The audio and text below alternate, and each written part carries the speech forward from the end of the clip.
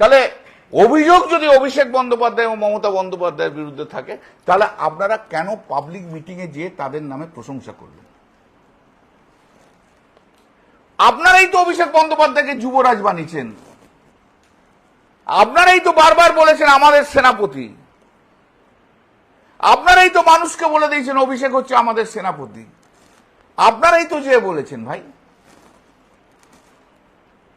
আজকে কি করে তারা আপনারা, যেহেতু ফোর্থ মে ক্ষমতায় নেই তাই জন্য? আসলে এরা সবাই 15 বছর ধরে মুখ্যমন্ত্রীর সঙ্গে থাকা অভ্যাস হয়ে গেছে বলে আজও মুখ্যমন্ত্রীর সঙ্গে থাকতে চাইছে। পাওয়ার ছাড়া এরা থাকতে পারবে না, পাওয়ার চাই, প্রতি মুহূর্তে পাওয়ার চাই, পাওয়ার ছাড়া কিছু থাকতে পারা যাবে না। আর আবার আমি বলেছি বিজেপি এদের নেবে না, কারণ বিজেপি এদের সবাইকে খুব ভালো করেছেন, আমার চেয়ে ভালো করেছেন, সব রিপোর্ট এদের কাছে আছে। কে নারদায় ঘুষ খেয়েছে, কেউ সিন্ডিকেট করে ঘুষ খেয়েছে, কে সমুদ্রে যে কি করেছে সব জানে, সব জানে।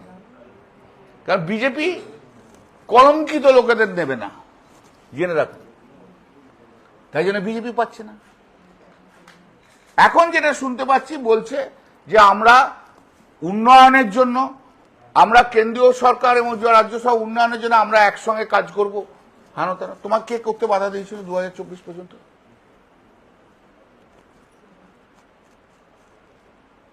তোমরা যখন, এরা যখন স্পিচ দিয়েছে, অনেক স্পিচ দিয়েছে, একবারও কি বলেছে we are interested to implement the central scheme? বলেছে?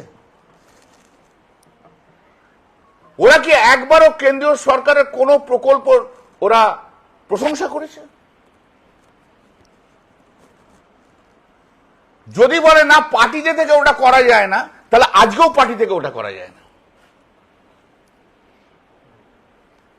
যদি বলে পার্টিতে থেকে এটা করা যায় না, তাহলে আজকেও করা যায় না। পার্টি ছেড়ে দাও, দিয়ে করো, রিজাইন করো, জিতে এসো, বিজেপির টিকিটে বা ওর টিকিটে করো না ভাই, যা ইচ্ছা আমাদের সম্বন্ধে বলো।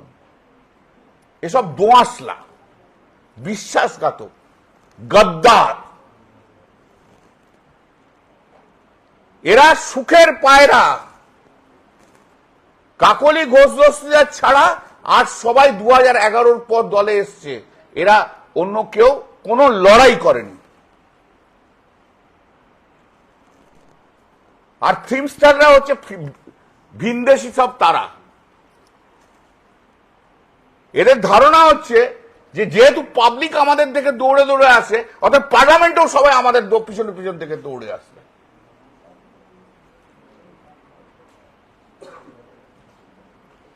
কেষ্ট না থাকলে শতাব্দী রায় জিততে পারতো না 2009। লিখে নিন।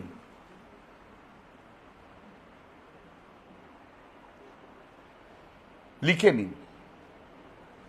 তো এই যে আজকে যত অভিযোগ, সমস্ত অভিযোগগুলো মিথ্যে কথা।